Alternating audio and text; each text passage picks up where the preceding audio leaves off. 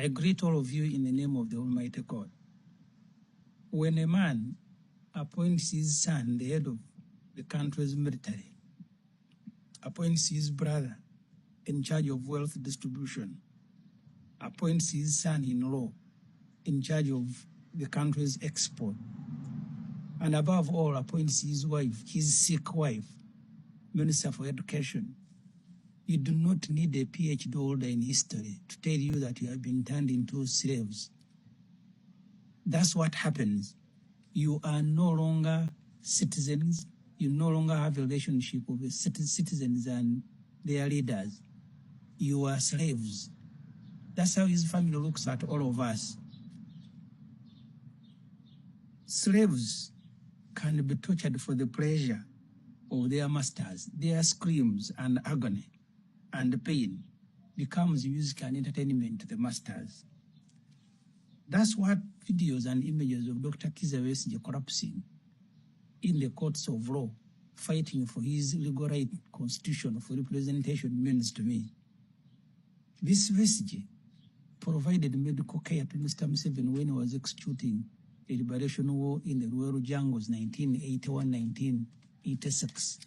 And he continued providing that care even when they took power. Besigye's immediate human need when he collapsed was medical response, and there were people in that court providing.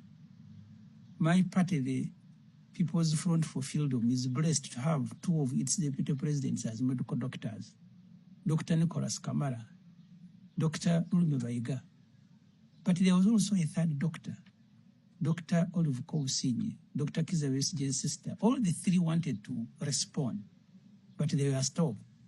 And Dr. Besigye was left in the hands of medical warders, left in the hands of prison warders, whose skills is in carrying and shooting guns. And I watched in disbelief as they ordered a ramshackled ambulance to come and take him initially to Luzira and finally to Mulago. Judge Baguma, in whose hands Dr. Besigye was dying and continues to die, retweeted to his office and I think called his masters to break the good news. And what was that good news? Is that the man that you don't like has collapsed. They must have, the masters of Waguma must have promised him a fat reward for continuing to inflict judicial terror on Dr. Kizza Besigye. On the entertainment menu of our masters, there are images of Sam Mugumya, what one time was an aide Dr. Kizza Besigye. I have watched Sam Mugumya in pain. What remains in his body as he holds on to crutches, what remains in his emaciated body is just the soul, the energy long gone. And you can see the pain as he moves it around, the struggle. And for the last 1 year since he was abducted in Mbara, I think Sam Mugumya's pain has been entertainment and music to Genome Oscar Rugawa. My brother, the Honorable Elias Nkolo, has been literally crying to these videos. Please, at least afford me the opportunity to go and seek medical care. And what Judge Matov did was to say, no. I need a certificate from Mulago to show that Lukwago is very sick. Someone who has been in Mulago, Matov wants a certificate from Luzira, as if Luzira prison is a medical facility. That's how far we have sunk as a country. That Lukwago, for the last 45 days, he cannot be afforded an opportunity. I think they want him also to slowly die, because that's what Muhoozi Kainerugaba said, that he will execute Besigye and Lukwago. What about Mwanga Chivumbi?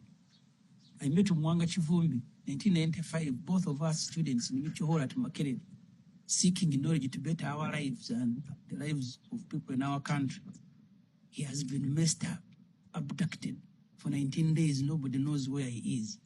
And they later abandoned him at a police facility. Those who had been claiming they don't know where he is. He has a sad story to tell. That's why people have started running away from Uganda. My brother, the Honorable Kyagulanyi Ssentamu, is in America. He left his house in Uganda. There are those who have been calling me that Ssemujju, with social media is saying you are selling your house. These houses are now meaningless to us. We are fighting for our lives and lives of our comrades who are in prison. Hundreds are in Ruzira, in Chitaria. These souls have committed no crime, but the masters extract pain because that's what gives them entertainment. Collectively, I want to urge all of you Ugandans, we need to fight back and reclaim our country. And I want to promise you, I will use all the energy in my body to continue fighting in my smaller way. Thank you very much for listening.